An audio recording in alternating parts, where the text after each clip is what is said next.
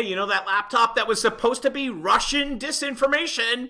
Oh, that's actually mine! Well, not mine, but Hunter Biden. Let's go to the New York Post. Of course, Miranda Devine, Victor Nava, and Samuel Chamberlain have the story. Hunter Biden finally admits infamous laptop is his as he asks daddy for a criminal probe. This is just priceless, right? This just came over the wire late last night.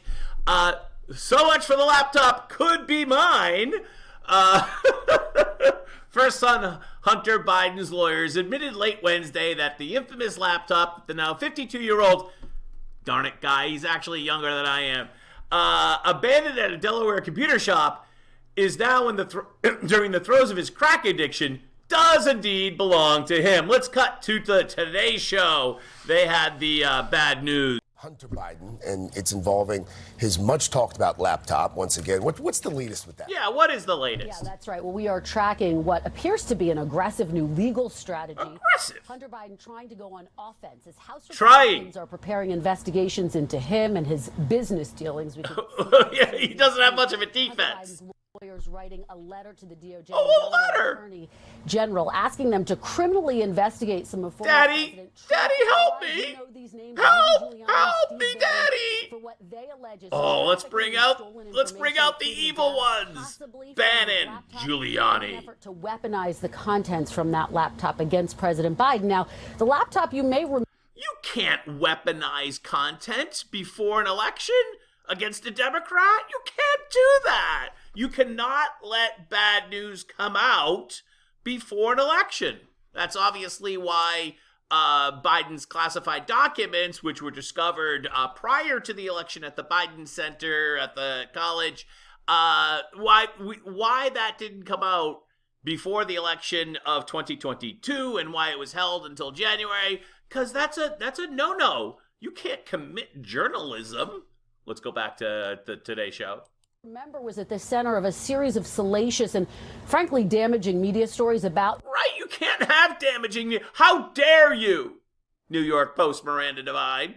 The president's son, a lot of them before the 2020 election, including alleged emails related to his business dealings overseas. And you're not supposed to report on that stuff. Actually, New York Post was censored by Twitter 1.0. Remember that? Remember they came out with this story and then Twitter crushed it?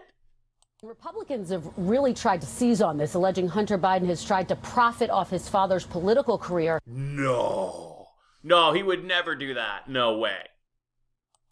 For his part, President Biden has denied knowledge of his son's business dealings. Now, I know nothing.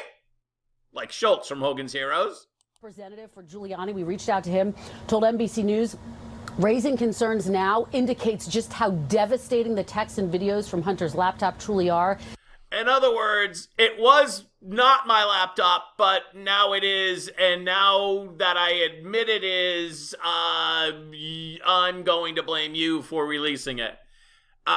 We're going to get to a detail about this laptop in just a minute and why it fell into these people's hands.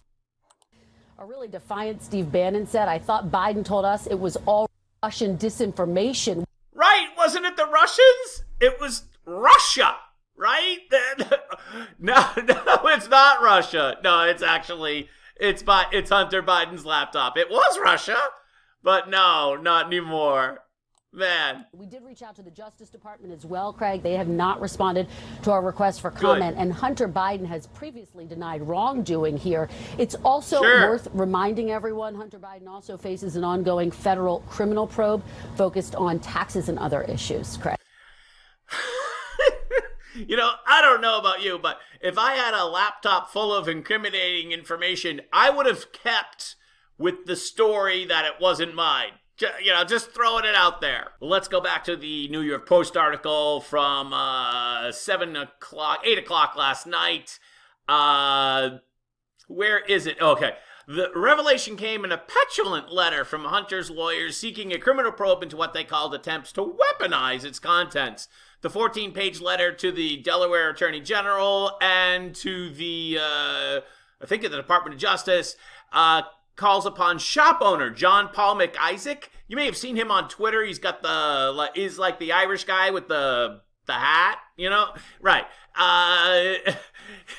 So they're trying to go after him. The thing is, and the one detail that I wanted to mention to you is that this laptop was dropped off at McIsaac's Delaware shop sometimes in late 2019. And just like when you drop off something at like a dry cleaner's, you after a while, if you don't pay for your item and pick it up, they're not going to store it there forever. And after a while, it does become property of the shop. And that was the written agreement when Hunter dropped off the laptop. But maybe he wasn't feeling very well that day, so he may have forgotten that detail. So now they're blaming the poor guy with the hat, the owner of the laptop store, which I think is now out of business, for being intentionally reckless and wrongful on conduct to allow hundreds of gigabytes of personal data to be circulated around the internet. McIsaac took possession of the laptop in 2019, and after trying and failing for months to notify Hunter that the device was ready to be picked up, he eventually basically dropped a dime on Hunter and sent it to Rudy Giuliani's office, and then Rudy's people sent it to Miranda Devine at the New York Post. Now let's cut over to the CNN story, and they have a very interesting quote here. In addition to the letters to the government agencies, basically investigate this, come on, Daddy, help me out. Biden's lawyers sent a cease and desist letter to Fox News and the network's host, Tucker Carlson, on Wednesday, which I'm sure will be covered. I would imagine he's going to cover it in tonight's Thursday night show, calling for a retraction of a story broadcast on Carlson's show that Biden team says is false. They don't detail exactly what that is. CNN reached out to Fox for a comment. What a surprise. Fox did not return CNN's calls. I mean, why would they? Who watches anyways?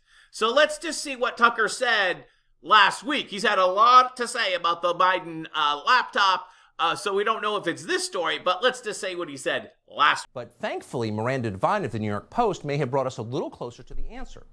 So she analyzed the documents that we do have, the ones found on Hunter Biden's famous laptop. And on that laptop, she found a remarkable email, an email the Justice Department has never shown to the public, despite the fact its agents have had it for years. And the document that Miranda Devine found indicates that Hunter Biden had classified information in his possession. Almost certainly that came from his father, then the vice president.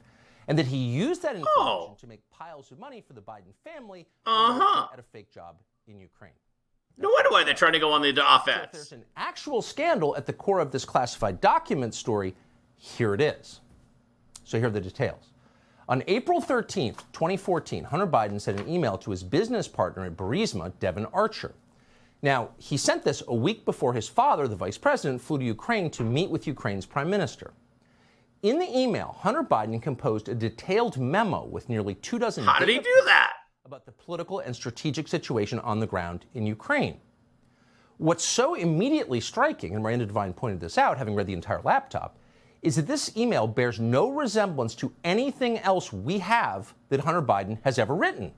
In other words, what Tucker is alleging is that Hunter Biden took from the garage, like behind the Corvette or wherever he got it, some type of Ukrainian document, transformed it into an email to impress his people in the Ukraine, and then got paid for that effectively and shared some of that money with the Biden family. In other words, the big guy.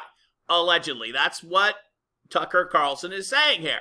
And now you know why Hunter Biden is screaming for his daddy to help him out with these law enforcement officials to investigate how the Biden laptop got out in the open, right?